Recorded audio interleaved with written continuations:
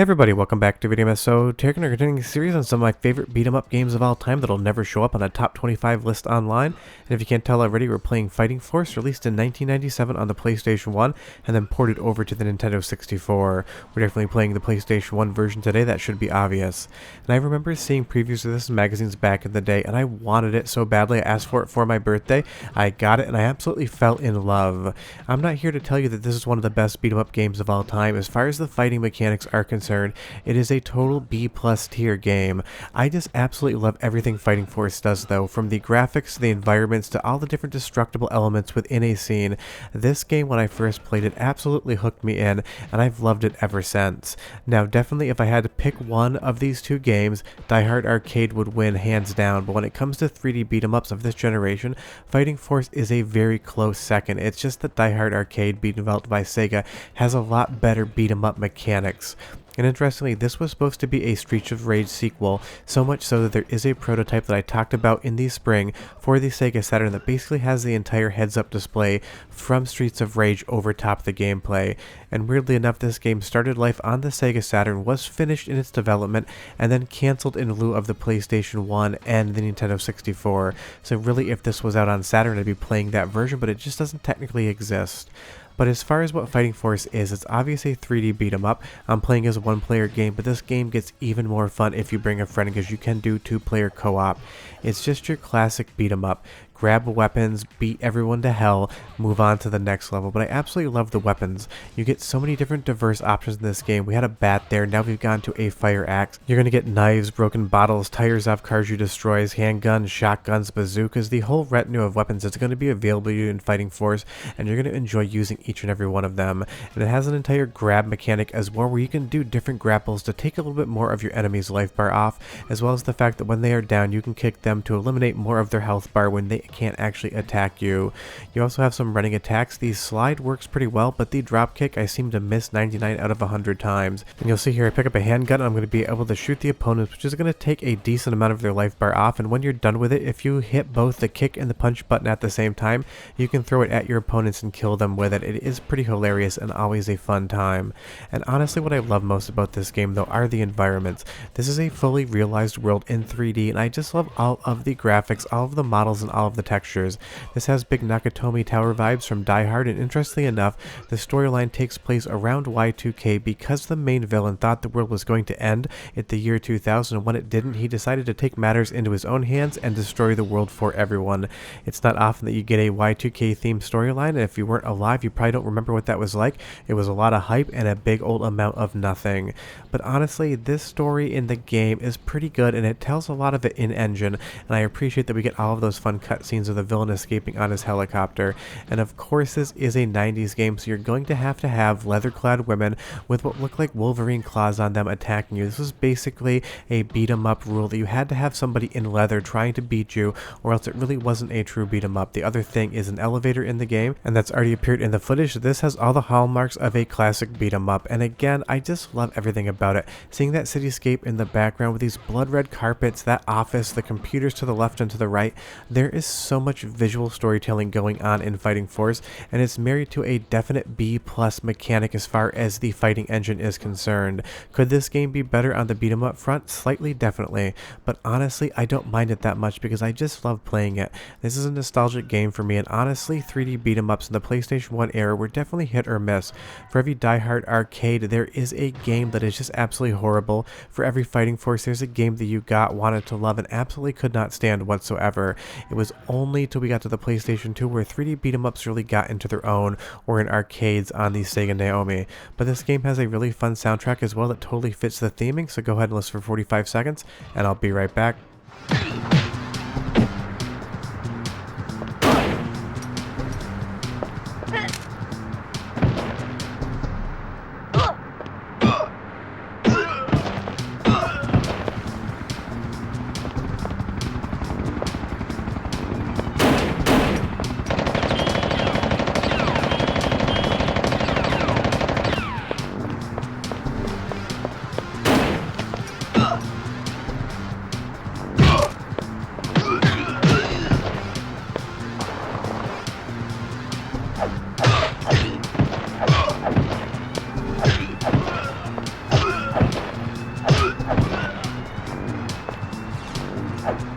I would say the soundtrack is fun, if a little generic, but it does fit the kind of action movie vibe we're going here, something like a mix of Die Hard with Lethal Weapon, but I love the sound effects. All of the different strikes and everything when you're actually attacking your opponents are nice, loud, and meaty, and they actually come above the music, so you really do get a sense of the overall impact.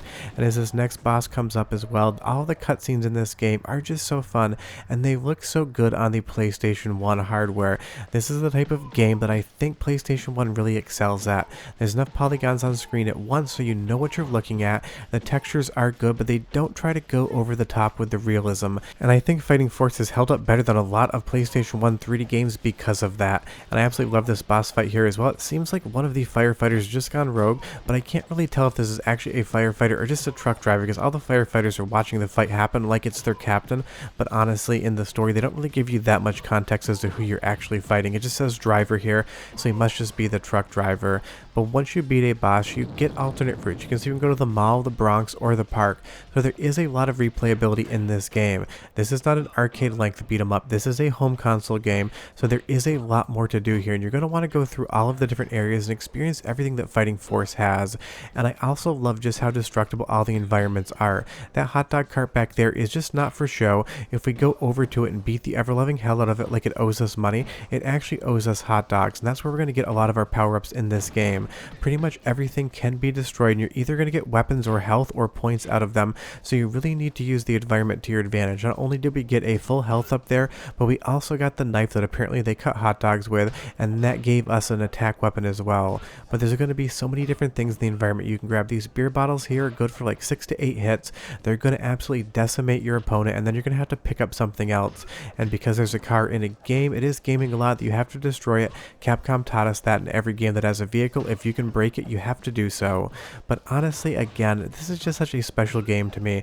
I remember it so fondly back in the day, but I'm curious if you played this in PlayStation 1 era or beyond, or if you've never played it before. Leave me your comment down below. And sometimes the game is just weird. You have to destroy that turnstile before you can get into the fight. It basically just keeps you there until you beat up on that metal turnstile, and it doesn't make any sense. It's just one of those things that the game developers threw in there. And I will say, every once in a while, the levels can get a little bit long as well. This sequence here where these trains are coming on both directions of the platform, unleashing more enemies upon you, it maybe goes like a minute to a minute and a half longer than it needs to. In some instances, this game feels like it's trying to prolong its runtime, but there's enough meat on the bone here as a console release that I feel like they probably could have tightened this segment up, taken one wave of enemies out, and still made it an awesome experience. But it is a real living, breathing world. These trains go by, they look like trains, they've got graffiti on them. There's so much detail in the environment in Fighting Force. It really does sell the illusion that you're fighting your way through a city. I'm going to give you one more sample of the soundtrack because this next one's quite good, and I'll be right back.